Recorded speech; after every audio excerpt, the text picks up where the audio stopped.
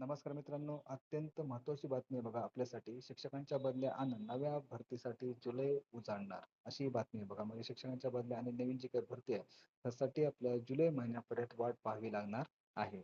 आता ही बातमी काय म्हणते ते तुम्हाला मी थोडक्यात सांगतो बघा.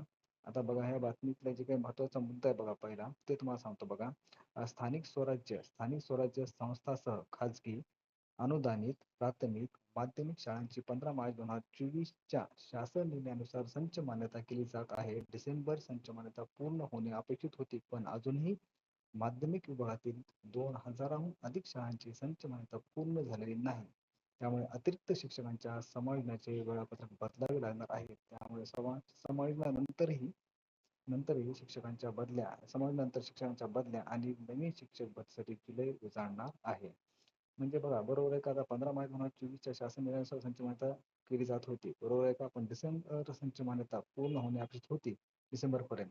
परंतु आणखीन ती पूर्ण झालेली नाही. म्हणून आता हे जे काही बघा अजूनही जे काही शाळेतील जे काही माध्यमिक विभागाकडील 2000 अधिक शाळांची संच मान्यता अंतिम झालेली नाही. त्यामुळे बघा ही जी काही आणि अतिरिक्त शिक्षकांचं समायोजन हे जे केलं आता वेळापत्रक म्हणजे बदलावं लागणार आहे.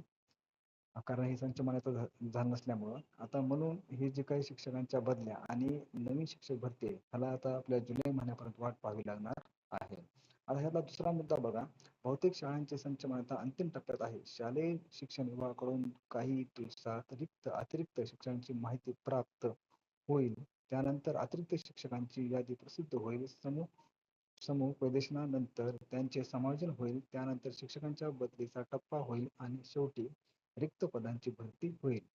बरोबर आहे का? असं कोण म्हणलं तर कादर शेख, प्राथमिक शिक्षणाधिकारी आहेत बघा, शिक्षणाधिकारी सोलापूर, यांनी सांगितले की बाबा बहुतेक शाळांची संच मान्यता अंतिम टप्प्यात आहे आणि शालेय शिक्षण विभागाकडून काही दिवसात अतिरिक्त शिक्षकांची माहिती प्राप्त होईल आणि त्यानंतर अतिरिक्त शिक्षकांची यादी प्रसिद्ध होईल आणि समुपदेशनानंतरच त्यांचे समायोजन होईल आणि त्यानंतर शिक्षकांच्या बदलीचा टप्पा होईल आणि नंतर शेवटी रिक्त पदांची भरती केली जाईल, असं कादर शेख यांनी म्हटलं आहे.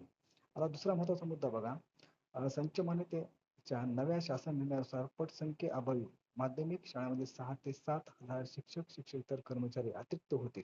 म्हणजे 6 ते 7 हजार शिक्षक आणि शिक्षकेतर कर्मचारी अतिरिक्त होतील असा अंदाज आहे. त्या सर्वांचे समायोजन ज्या शाळेमध्ये रिक्त पदे आहेत तिथे होईल.